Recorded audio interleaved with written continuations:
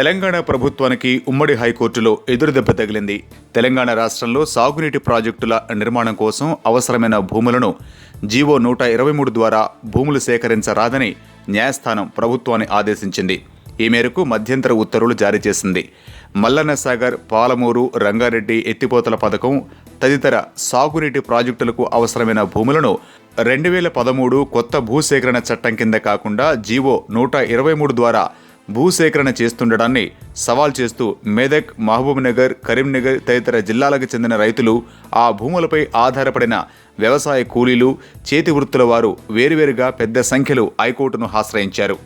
ఈ వ్యాజ్యాలపై తాత్కాలిక ప్రధాన న్యాయమూర్తి జస్టిస్ రమేష్ రంగనాథన్ నేతృత్వంలోని ధర్మాసనం సుదీర్ఘ విచారణ జరిపి గతేడాది నవంబర్ 24న మధ్యంతర ఉత్తర్వులపై నిర్ణయాన్ని వాయిదా వేస్తున్నట్లు ప్రకటించింది.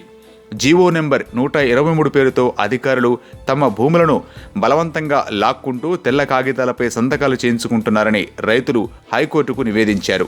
చట్టాన్ని కాదని కార్యనిర్వాహక ఉత్తర్వుల ద్వారా ప్రభుత్వం భూములను తీసుకుంటుందని, ఇది రాజ్యాంగ విరుద్ధమని వారు తెలిపారు. చట్టం ముందు జీవో ఎందుకు పనికిరాదని వివరించారు.